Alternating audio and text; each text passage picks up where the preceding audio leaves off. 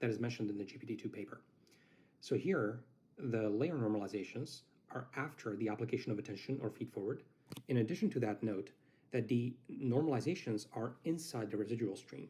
You see how feed-forward is applied and then this arrow goes through and through the normalization? So that means that your residual pathway has normalizations inside them.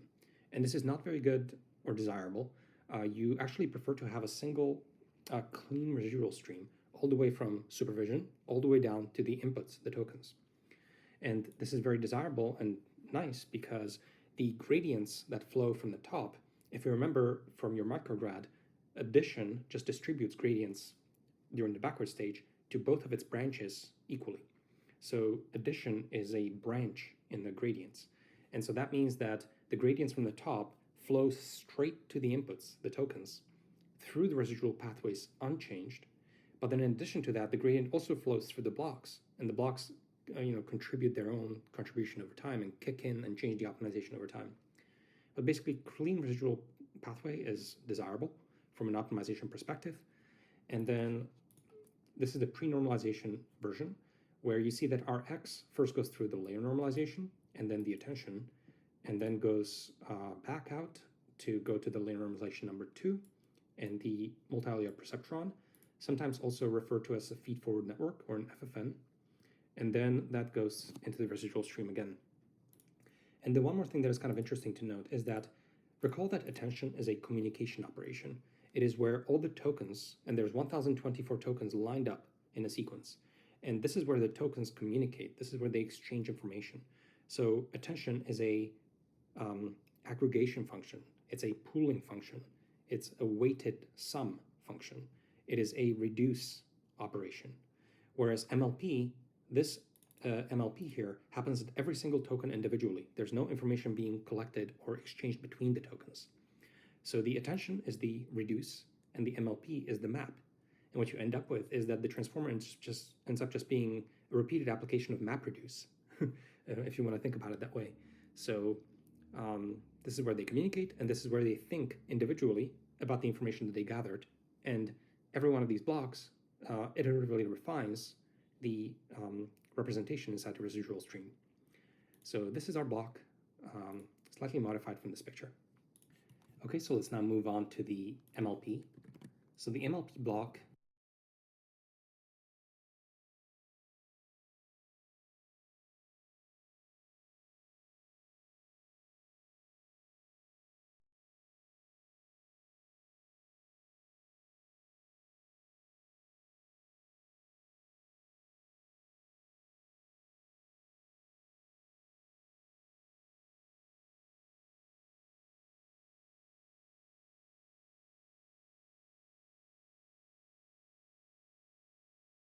I implemented it as follows. It is relatively straightforward. We basically have two linear projections here that are sandwiched in between the Gelu nonlinearity. So nn.Gelu approximate is 10h. Now when we swing over to the PyTorch documentation, this is n.Gelu and it has this format, and it has two versions. The original version of Gelu, which we'll step into in a bit, and the approximate version of Gelu, which we can request using 10h. So as you can see, just as a preview here, Gelu is basically like a ReLU, except there's no exactly flat tail here at exactly 0. But otherwise it looks very much like a slightly smoother ReLU. It comes from this paper here, Gaussian error linear units. And you can step through this paper, and there's some mathematical kind of like reasoning that leads to an interpretation that leads to the specific formulation. It has to do with stochastic regularizers and the expectation of a modification to adaptive dropout. So you can read through all of that if you'd like here. And there's a little bit of a history as to why there's an approximate version of Gelu, and that comes from this issue here, as far as I can tell. And in this issue, Daniel Hendricks mentions that at the time when they developed this nonlinearity, the ERF function, which you need to evaluate the exact Gelu, was very slow in TensorFlow, so they ended up basically developing this approximation. And this approximation that then ended up being picked up by BERT and by GPT-2, etc.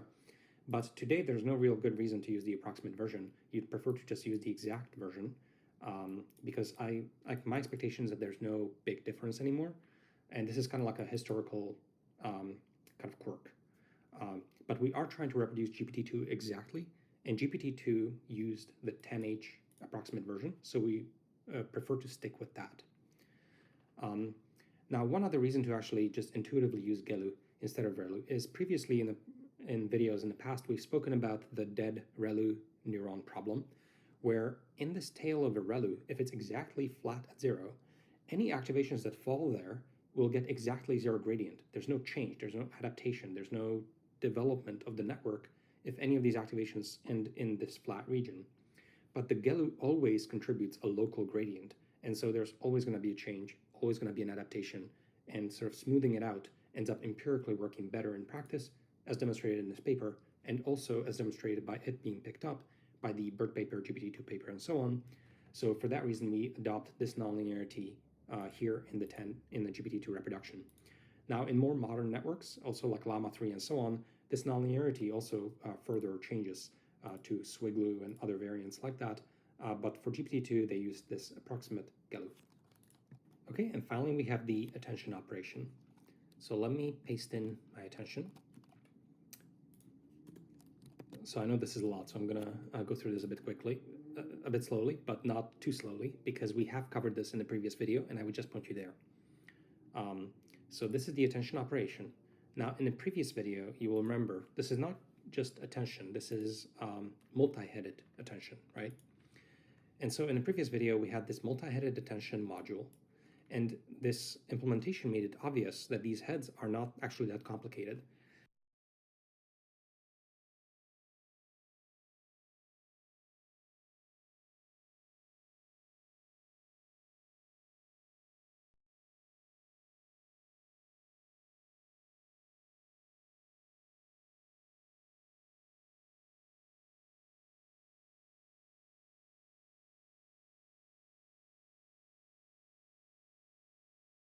There's basically, in parallel, inside every attention block, there's multiple heads, and they're all functioning in parallel, and their outputs are just being concatenated, and that becomes the output of the multi-headed attention.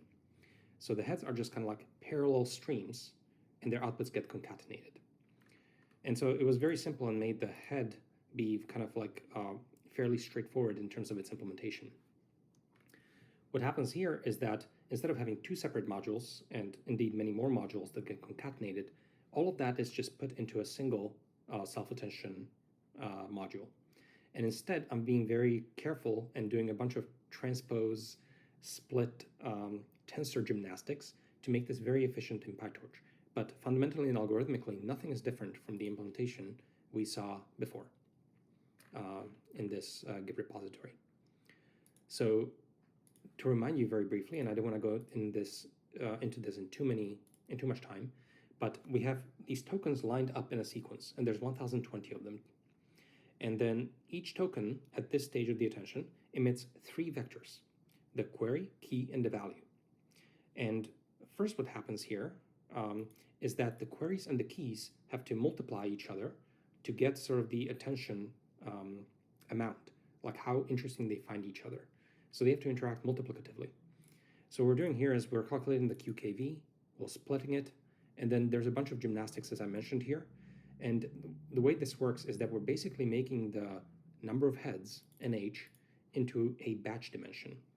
And so it's a batch dimension just like B, so that in these operations that follow, PyTorch treats B and NH as batches, and it applies all the operations on all of them in parallel, in both the batch and the heads. And the operations that get applied are, number 1, the queries and the keys interact to give us our attention. This is the autoregressive mask that makes sure that the tokens only attend to tokens before them and never to tokens in the future. The softmax here normalizes the attention, so it sums to 1 always. And then recall from the previous video that doing the attention matrix multiply with the values is basically a way to do a weighted sum of the values of the tokens that we found interesting at every single token. And then the final transpose, contiguous, and view is just reassembling all of that again, and this actually performs the concatenation operation. So you can step through this slowly if you'd like, but it is equivalent mathematically to our previous implementation. It's just more efficient in PyTorch, so that's why I chose this implementation instead. Now, in addition to that, I'm being careful with how I name my variables. So for example, Catin is the same as Catin. And so actually our keys should basically exactly follow the schema of the Hugging Face Transformers code. And that will make it very easy for us to now port over all the weights from exactly this sort of naming conventions, because all of our variables are named the same thing. But at this point, we have finished the GPT-2 implementation. And what that allows us to do is we don't have to basically use this file from Hugging Face, which is fairly long. This is 2,000 lines of code. Instead, we just have less than 100 lines of code.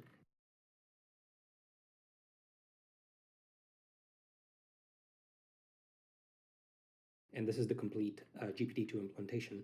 So at this stage, we should just be able to take over all the weights, set them, and then do generation. So let's see what that looks like. Okay, so here I've also changed the GPT config so that the numbers here, the hyperparameters, agree with the GPT-2 124M model. So the maximum sequence length, which I call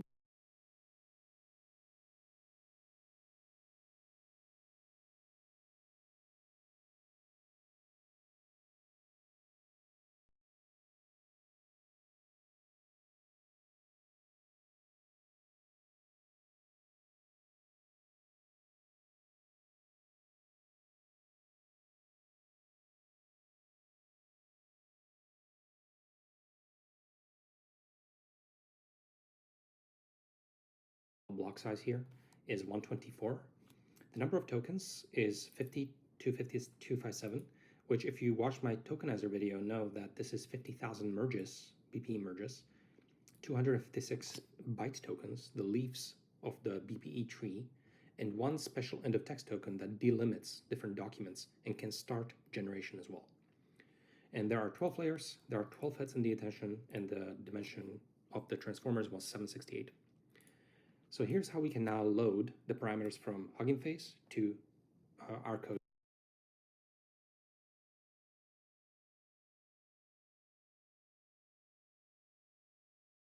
here and initialize the GPT class with those parameters.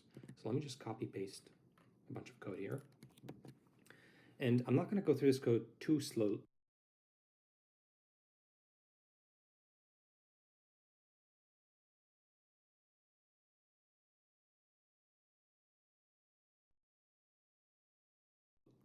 A bunch here and initialize the GPT class with those parameters. So let me just copy.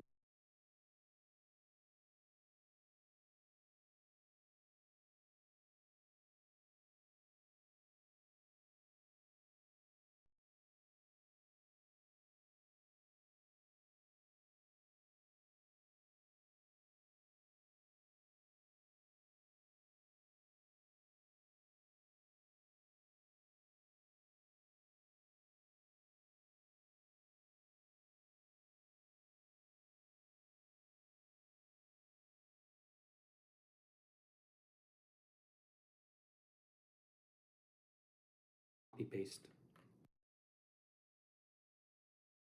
a bunch of code here. And I'm not going to go through this code too slowly,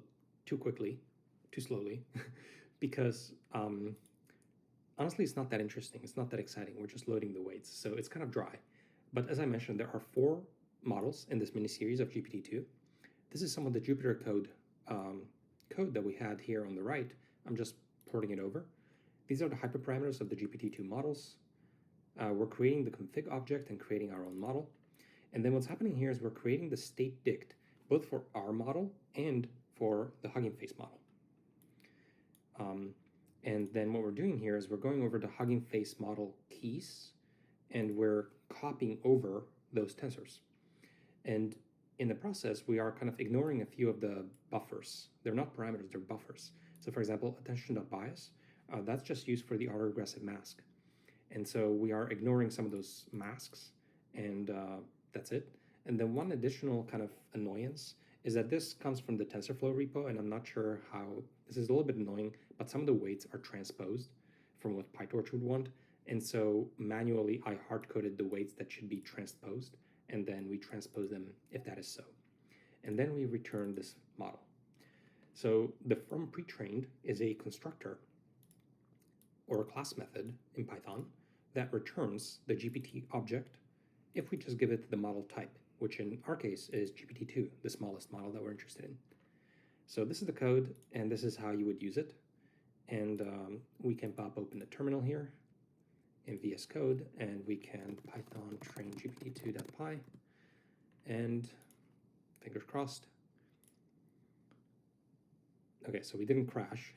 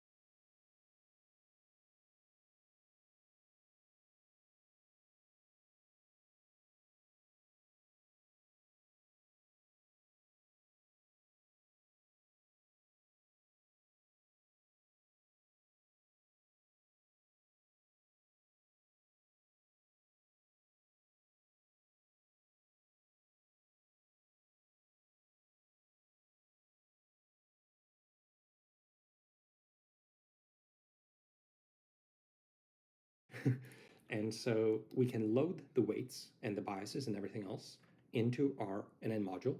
But now let's also get additional confidence that this is working, and let's try to actually generate from this model. Okay, now before we can actually generate from this model, we have to be able to forward it. We didn't actually write that code yet. So here's the forward function. So the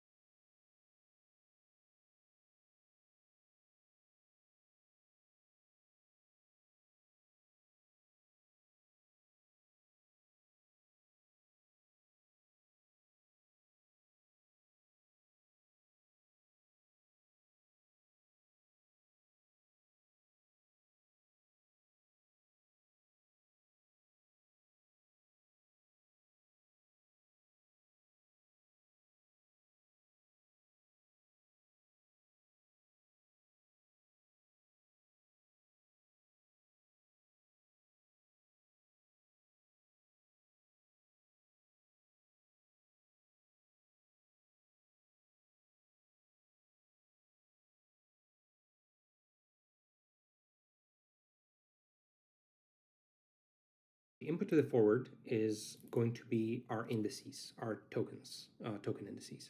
And they are always of shape B by T. And so we have batch dimension of B, and then we have the time dimension of up to T. And the T can't be more than the block size. The block size is the maximum sequence length. So B by T indices arranged in sort of like a two-dimensional layout. And remember that basically every single row of this is of size up to block size. And this is T tokens that are in a sequence. And then we have B independent sequences stacked up in a batch so that this is efficient. Now, here we are forwarding the position embeddings and the token embeddings. And this code should be very recognizable from the previous lecture. So we basically use arrange, which is kind of like a version of range, but for PyTorch. And we're iterating from 0 to T and creating this positions sort of indices. And then we are making sure that they're on the same device as IDX, because we're not going to be training on only CPU. That's going to be too inefficient. We want to be training on GPU, and that's going to come in a bit. Then we have the position embeddings and the token embeddings, and the addition operation. That's going to be too inefficient. We want to be on the same device as IDX, because we're not going to be training on only CPU. That's going to be too inefficient. We want to be training on GPU, and that's going to come in a bit. Then we have the position embeddings and the token embeddings, and the addition operation of those two. Now notice that the position embeddings are going to be identical for every single row of input. And so there's broadcasting hidden inside this plus, where we have to create an additional dimension here, and then these two add up, because the same position embeddings apply at every single row of our examples stacked up in a batch. Then we forward the transformer blocks, and finally the last layer norm and the LM head. So what comes out after forward is the logits. And if the input was B by T indices, then at every single B by T, we will calculate the logits for what token comes next in the sequence. So what is the token B T plus 1, the one on the right of this token? And vocab size here is the number of possible tokens. And so therefore, this is the tensor that we're going to obtain. And these logits are just a softmax away from becoming probabilities. So this is the forward pass of the network, and now we can get logits, and so we're going to be able to generate from the model imminently. Okay, so now we're going to try to set up the identical thing on the left here that matches Hugging Face on the right. So here we've sampled from the pipeline.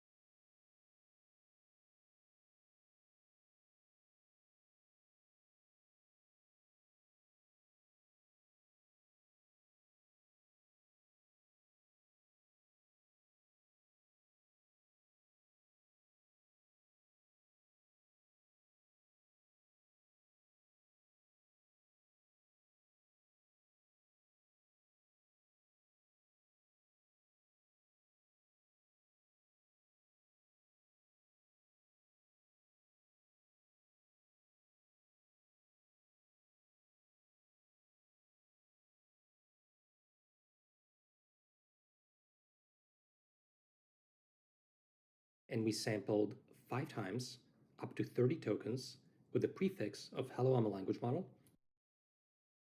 And these are the completions that we achieved. So we're going to try to replicate that on the left here. So number return sequences is 5, max length is 30. So the first thing we do, of course, is we initialize our model.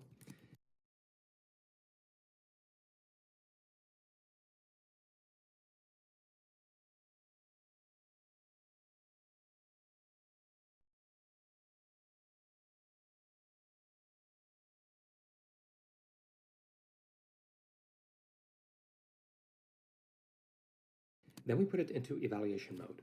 Now, this is a good practice to put the model into eval when you're not going to be training it. You're just going to be using it. And I don't actually know if this is doing anything right now for the following reason. Our model up above here contains no modules or layers that actually have a different behavior at training or evaluation time. So for example, dropout, batch norm, and a bunch of other layers have this kind of behavior. But all of these layers that we've used here should be identical in both training and evaluation time. So potentially model.eval does nothing, but then I'm not actually sure if this is the case, and maybe PyTorch internals do some clever things depending on the evaluation mode inside here. The next thing we're doing here is we are moving the entire model to CUDA. So we're moving all of the tensors to GPU. So I'm SSH'd here to a cloud box, and I have a bunch of GPUs on this box.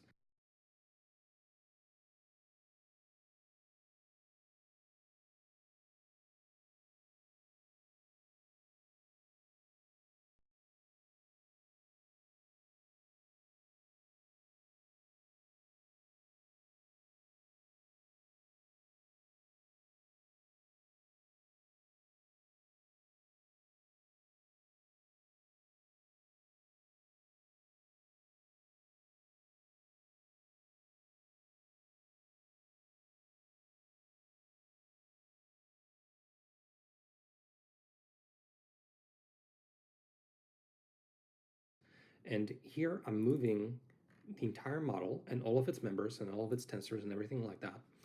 Everything gets shipped off to basically a whole separate computer that is sitting on the GPU.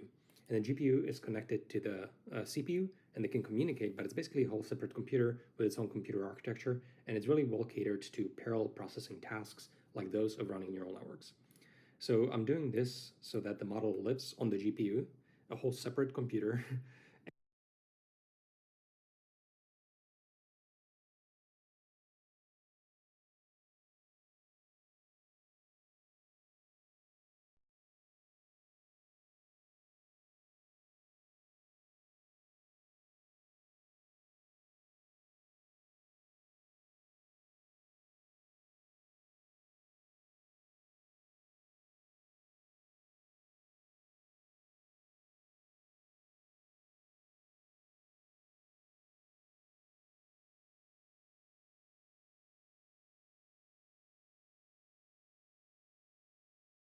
And it's just going to make our code a lot more efficient because all of this stuff runs a lot more efficiently on the GPUs.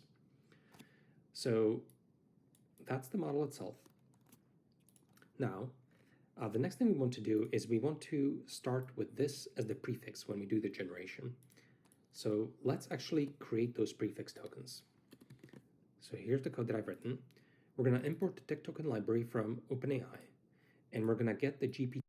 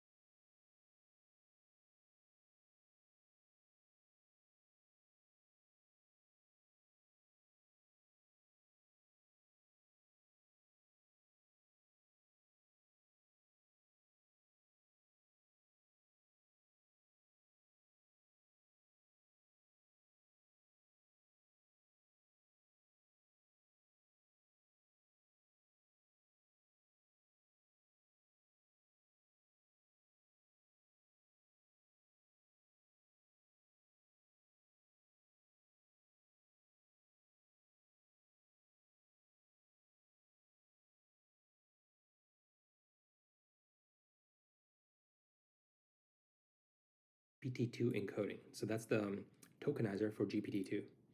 And then we're going to encode this string and get a list of integers, which are the tokens.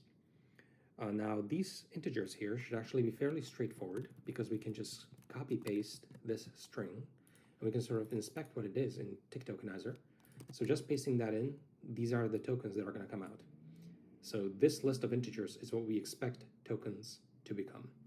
And as you recall, if you saw my video, of course, all the tokens, they're just little string chunks, right? So this is the chuncation of this string into GPT-2 tokens.